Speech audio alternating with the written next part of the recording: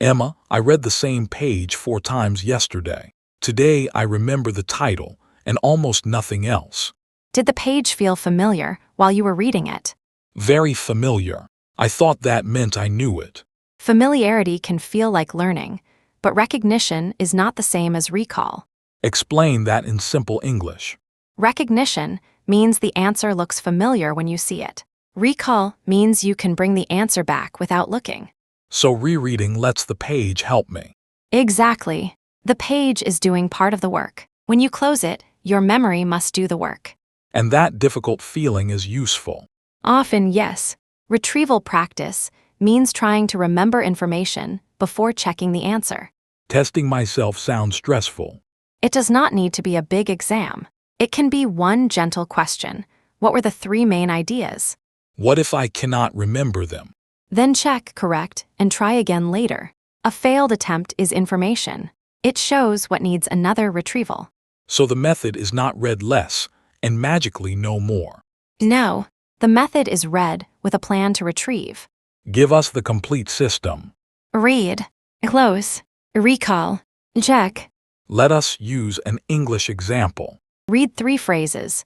Take your time, make progress, and keep going. I can see them. Now close the list and answer. What were the 3 phrases? Take your time, make progress, and keep moving. Close. The third was keep going. Now say all 3 again. Take your time, make progress, keep going. That correction is part of learning. Where does spacing enter the picture? Spacing means returning to the material after time has passed, instead of doing every repetition in one sitting. Why is waiting helpful? Because some forgetting makes retrieval require effort.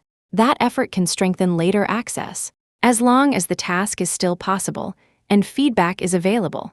So I should wait until I forget everything. No, too much difficulty can waste time. The useful gap depends on the material, the learner, and when the knowledge will be needed. That is less exciting than a perfect schedule. But it is more honest. Give me a simple beginner schedule. Learn today. Retrieve tomorrow. Retrieve again 3 days later. Then return 1 week later. Adjust when the material feels too easy or impossible. What should I do during each review? Do not begin by reading everything again. Begin with a question, a blank page, or a speaking prompt. For vocabulary, I can look at the meaning and say the English word. Yes. Then reverse it. Look at the English word and explain the meaning. For a conversation, I can cover Emma's answer and try to respond. Excellent. Retrieval should resemble the way you want to use the knowledge. That sounds important. If you want to speak, include speaking retrieval. Silent recognition alone will not fully prepare spontaneous speech. What is another common study mistake?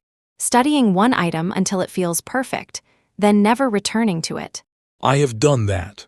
A strong first session is useful, but durable learning needs later contact. Can notes help? Yes, if notes become questions. Turn a heading into a prompt. Instead of motivation, write, "Why does motivation change?" Then close the answer and explain it. Exactly. Your notes become a small retrieval system. What about highlighting every sentence? Highlighting can organize reading, but color is not memory. After highlighting, close the page and produce the idea. I also copy definitions word for word. Try explaining them in simple language. Then compare your explanation with the original and repair what is missing. That is harder. Harder is not always better, but useful effort matters. How do I avoid turning study into constant testing pressure? Keep retrieval small, frequent, and low stakes. Your goal is feedback, not punishment. So I can be curious about the mistake. Yes. Ask what confused me. What clue will help next time? Let us learn 5 expressions. First, it looks familiar. Second, I cannot remember it without looking. Third, let me try from memory. Fourth, I need to review this later. Fifth, I got part of it right. That last phrase feels encouraging and accurate. It helps you notice partial knowledge instead of calling the whole attempt a failure. Give us a 7-minute learning routine. Minute 1, choose 5 items. Minutes 2 and 3, study them. Minute 4, close the material. Minutes 5 and 6, retrieve. Minute 7, check and schedule the next review. What is today's challenge? Choose 5 English phrases from an old lesson. Close the lesson and say or write everything you remember. Then check with a different color. Yes, the different color is feedback, not evidence that you are bad at learning. And tomorrow. Retrieve the same 5 phrases before reading them again. So better learning is not only more time. It is better contact with memory. Read, close, recall, check. Then return after time has passed. What should I remember from this episode? Do not measure learning only by how easy the page feels. Measure whether you can use the idea without the page. Can we compare 2 students who study the same 20 minutes? Student 1 rereads the page for 20 minutes. Student 2 reads for 8 minutes, closes the page, recalls for 6 minutes, checks for 3 minutes, and schedules the next review. Student 1 may feel smoother during the session. Yes, student 2 may feel more difficulty, but that difficulty reveals what can and cannot be produced from memory. What if student 2 recalls the wrong answer several times? Feedback must follow. Retrieval without correction can strengthen confusion, so check the answer and restate the correct version. Can I use flashcards? Yes, if they require genuine recall and are not turned into fast recognition. Pause before revealing the answer and say the full idea. Should every card be short? Short cards work well for facts and phrases. For deeper ideas, use questions that require explanation, comparison, or an example. For example, what is the difference between motivation and an if-then plan? Exactly. Then answer in your own words and compare with the lesson. What about listening practice? Listen to one short section, pause, and say what you understood before replaying. Then check the transcript. That turns listening into active recall. Yes, you can also predict the next line in a familiar dialogue. And writing. Close the model sentence and write a new sentence with the same structure. So retrieval can be spoken, written, or mental. Correct. Choose the form that matches the skill you want. How many items should a beginner review? Start with a number you can retrieve carefully. 10 useful items with feedback are better than 50 rushed items. I often mistake volume for progress. Progress is not how much material passed in front of your eyes. It is what you can understand and use later. Can I combine spacing with a weekly review? Yes, keep a small list of items that need another retrieval.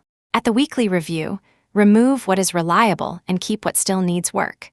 Should difficult items appear more often? Usually, but not every minute. Give them enough time to require recall, then return with feedback. What if an item remains impossible? Simplify it, add an example, or connect it to something already known. Difficulty may signal that the original explanation was incomplete. That makes study more diagnostic. Exactly. You are not only measuring memory, you are improving the material and the method. The best study question is not, how long did I look at it? It is, what can I explain, recognize, and use when the support is removed? Let me try from memory. Let me try from memory. Complete the idea in your own words. Let me try from memory. I need to review this later. I need to review this later. Complete the idea in your own words. I need to review this later. Before we finish, let us test this idea in 3 ordinary situations. First, imagine you are learning English after a long day. The goal is not to feel perfect.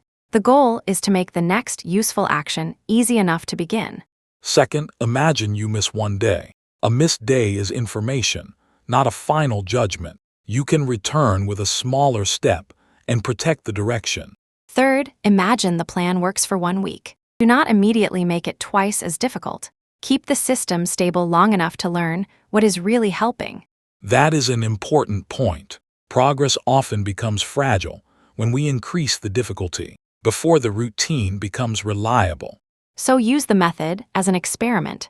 Notice what happens, change one thing at a time, and keep the part that makes action clearer.